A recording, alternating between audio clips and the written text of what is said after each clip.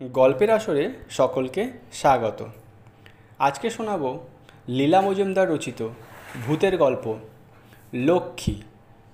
শুরু করছি ভূতের গল্প লক্ষ্মী। বোর্ডিংয়ের মাসিমা মাখনের কৌটো, জ্যামের শিশি সব জালের আলমারিতে বন্ধ করে বললেন, এই লক্ষ্মী বড় দুষ্টু মেয়ে তো। কেউ এসে খাবার টেবিলে বসবার আগেই কোথাকার এক পাতি বেড়ালকে অর্ধেক মাখন জ্যাম খাইয়ে দিয়েছে। কেন রে বাপু?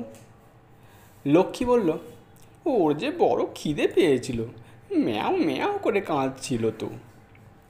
মাসিমা রেগে মেগে বললেন, তাহলে বিড়াল নিয়ে আজ তুই আমার স্নানের ঘরে বন্ধ থাকবি। আমার সকলে ঝর্ণাতলায় চড়ুই ভাতি করতে যাচ্ছি, তোকে নিয়েই যাব না। শুনে লক্ষ্মী এমনি অবাক হয়ে গেল। সে আর কি বলবে।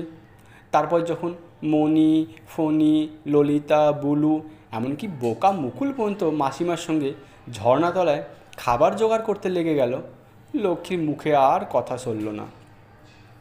হিংসুটি মালতী একটা টফির বাক্সে শুকনো পাউরুটি আর এক বোতল জল স্নানের ঘরের তাকের ওপর রেখে ফ্যাচ ফ্যাচ করে হাসতে হাসতে বলল, হে হে হে, এই রইল তোমার খাবার। আমার লুচি, কপি ভাজা, আলুর দম, ক্ষীরের সন্দেশ নিয়ে যাচ্ছি। হ্যাঁ।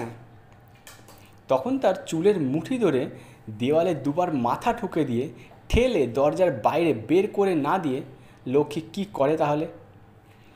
মালতীটা এমন ছিঁচকা দুনে যে ভ্যাঁ ভ্যাঁ করতে করতে অমনি চলল নালিশ করতে। লক্ষ্মী স্নানের ঘরের দরজাটা ভেতর থেকে বন্ধ করে দিয়ে একটা জল চৌকিতে ভাবতে বসল। ভুলে জানলা বন্ধ করেনি। সেখান দিয়ে বড় মেয়ে অনুদিদি যেই না মুখ বাড়িয়ে বলতে শুরু করেছে, ছি ছি ছি, তোমার কি লজ্জা নেই?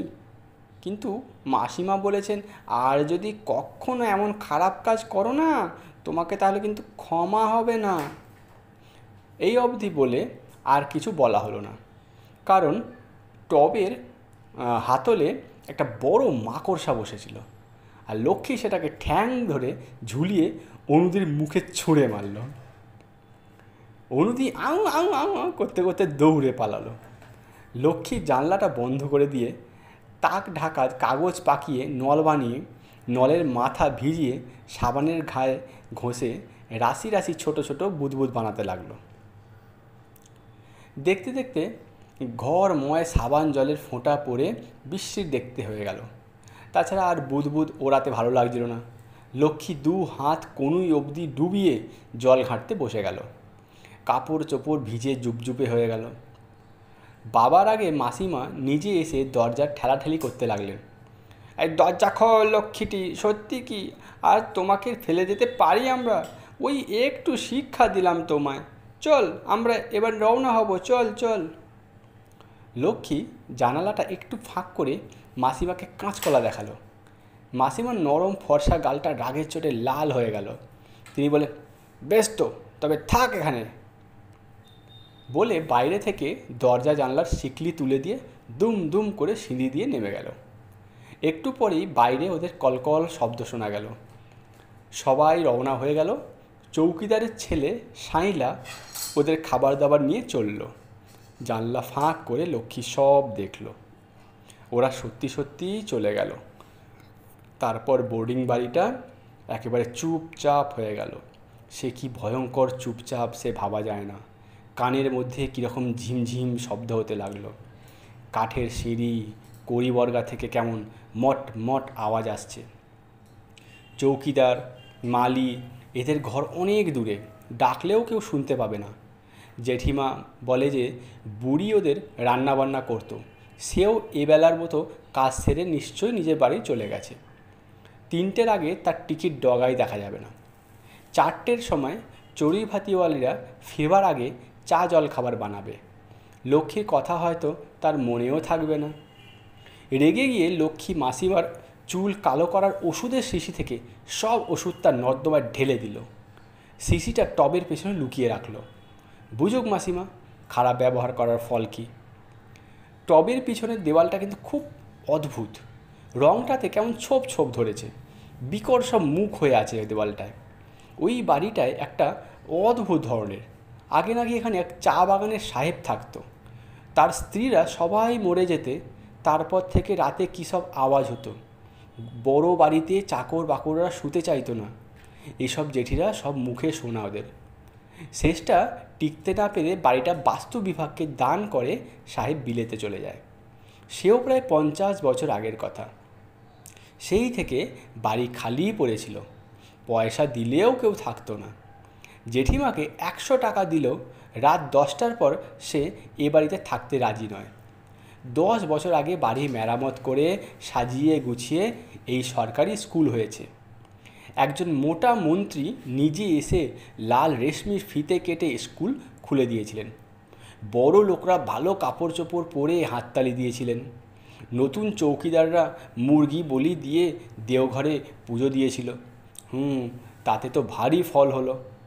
যাকগে, জেঠি এ নিয়ে কিছু বলতে চান না, এক্ষুনি মাসিমা আসবেন। বেড়ালটাকেও আর দেখতে পাওয়া যাচ্ছিল না। এই ছিল, এই নেই। ঘরের দরজা জানলা তো বন্ধ, তাহলে সে গেল কোথায়? আস্তে আস্তে উঠে গিয়ে লক্ষ্মী স্নানের ঘরের বাইরের জানলাটা খুলে চারিদিকে দেখতে লাগলো। ঠিক সেই সময় রান্নাঘরের দরজা খুলে জেঠি বেরিয়ে এসে দরজা বন্ধ করে এই বড় একটা তালা লাগিয়ে দিল। তারপর দোতলায় লক্ষ্মীর দিকে চোখ পড়তেই চোখ কুঁচকে বলল, নাও এবার বোঝো ঠেলা, রোজ রোজ আমার দুধের স্বর ছিঁড়ে খাওয়া, ময়লা আঙুলে ময়দা ঘাঁটা, কলের জল খুলে রাখা, এবার বেরুচ্ছে সব, নাও। শুনে লক্ষ্মী এমনি অবাক হয়ে গেল যে শুধু জিভ ভেঙানো ছাড়া কিছুই করতে পারল না। কারণ ও সবই মোটাই করেনি, কিন্তু যে করেছে সে বেশ করেছে, খুব ভালো করেছে। লক্ষ্মী খুব খুশি হয়েছে। জেঠি খোবানি গাছের তলা দিয়ে ঘুরে সামনের গেটের দিকে চলে গেল। লক্ষ্মী বাইরে চেয়ে রইল। নীল আকাশের ওপর বরফের পাহাড়গুলোকে মনে হচ্ছে আঁকা ছবির মতো। রান্নাঘরের পেছনে রাস্তা বেজায় পিছল, তার ওপারে ছোট্ট একটা ঝর্ণা অনেক ওপর থেকে পড়ছে। কান খাড়া করলে তার ঝুরঝুর শব্দ শোনা যায়। ওর নাম নাকি মণিঝরা। জেঠিমা বলে মনে পাপ থাকলে মণিঝরার জল খেলেই পেট কামড়ায়। মণিঝরার দিকে যাওয়া বারণ। অনেক বছর আগে প্রকাণ্ড ধস নেবে মণিঝরার ওপারের পাহাড়ের গা খসে বাড়িঘর লোকজন নিয়ে এক্কেবারে নিচে সেই সোনরি চঙে পড়ে গিয়েছিল।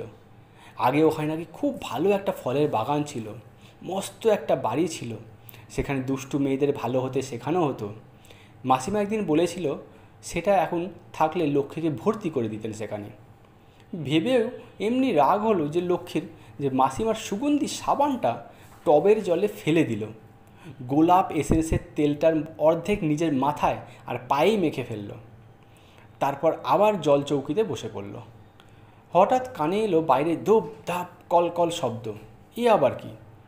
অমনি জানলার কাছে গিয়ে দেখে কি না, আজ ছুটির দিন এক পাল মেয়ে এসে স্কুল বাড়ির বাগানে ঢুকে পড়েছে।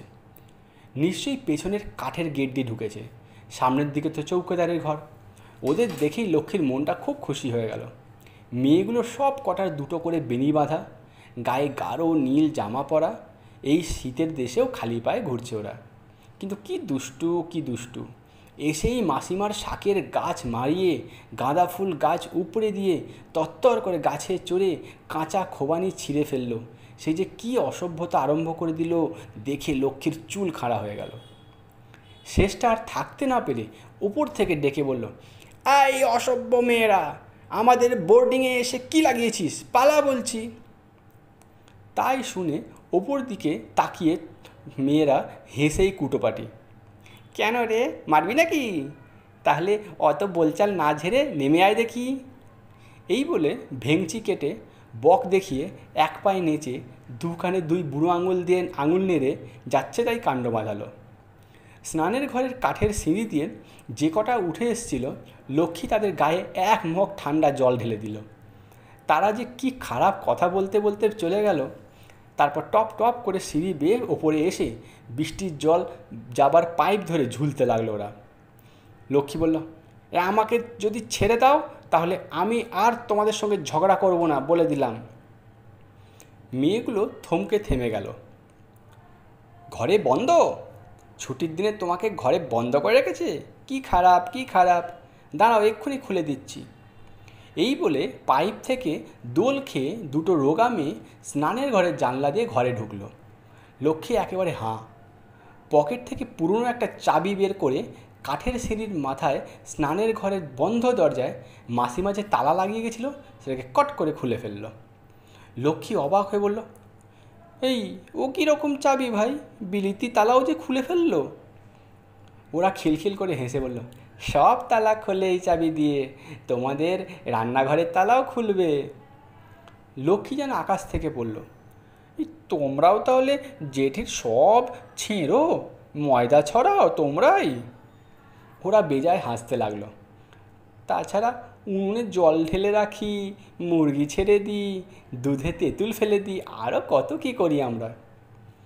লক্ষ্মী একটু গম্ভীর হয়ে বলল, কোথায় থাকো তোমরা? ওরা বলল, কেন, আমাদের স্কুলে, মণিঝোড়ার ওপারে। লক্ষ্মী বলল, দেখেছো মাসিমা কি খারাপ বলে নাকি, ওদিকে যেও না, ওদিকে কিচ্ছু নেই। মেয়েগুলো ওকে ঠেলা দিয়ে বলল, কিছু নেই মানে? কিছু নেই তো, তুমি দেখবে, চলো চলো। তাই নিয়ে গেল ওরা পেছনের পিছল রাস্তা দিয়ে, মণিঝোড়ার ঝর্নার ঠিক মাথার উপর দিয়ে। সেখানে দাঁড়িয়ে সবাই আঁজলা আঁজলা করে জল খেলো। তারপর খানিকটা পাহাড় বেয়ে উঠল। সেখানে ঝোপে ঝাড়ে থোপা থোপা লাল কালো বেরি হয়েছিল। কি মিষ্টি, কি মিষ্টি, একটাতেও পোকা নেই। তাই শুনে মেয়েগুলো কি খুশি। ঠিক তাই, একটা খারাপ জিনিস পাবে না আমাদের স্কুলে। বাস্তবে কি তাই, চারিদিকে ফুল ফলের বাগান ফুটফুট করছে। গাছে গাছে পাকা কমলা, কলা, আপেল, ঝোপে ঝাড়ে লাল, সাদা, গোলাপি কত ফুল। মস্ত লম্বা একটা এক হারা বাড়ি, তার সব দরজা জানলা খোলা। ঘরের মধ্যে তাকের ওপর সারি সারি ছবির বই, গল্পের বই, বয়াম বোঝাই লবেঞ্চুস, টফি, ভাজা মশলা, কুলের আচার, চিনেবাদামের তক্তি, আমসত্ত্ব, কত কী রাখা আছে, যত খুশি তত খাও।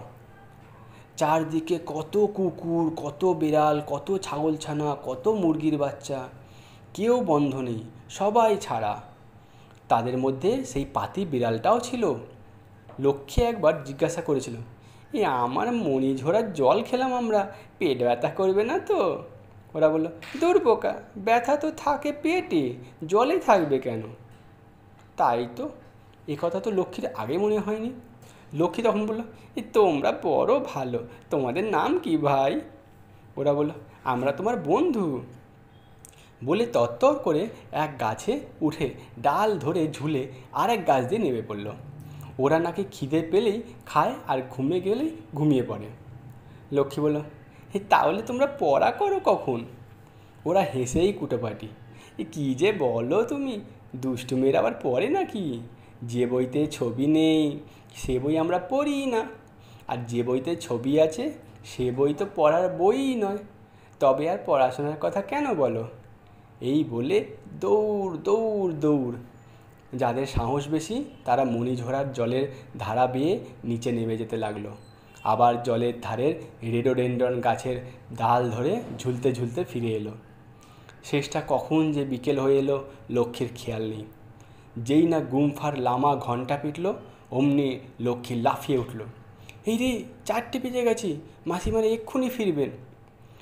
ওরা সবাই হাসতে হাসতে ওকে হাত ধরে ঝুলিয়ে নিয়ে বোর্ডিংয়ের মাসিমার স্নানের ঘরের কাঠের সিঁড়ির ওপরে পৌঁছে দিয়ে বলল, তুমি একটু বসো, আমরা সব সাফ করে দিচ্ছি এক্ষুনি। এই বলে তারা স্নানের ঘরে ঢুকে গেল। লক্ষ্মী বলল, ওরা ধরে ফেলতো। মাসিমা হেসে বললেন, কারা ধরতো রে? স্বপ্ন সিঁড়িতে ওর পাশে বসে পড়ে ওর পিঠে হাত বুলিয়ে বললেন, ও মা, কোথায় যাব?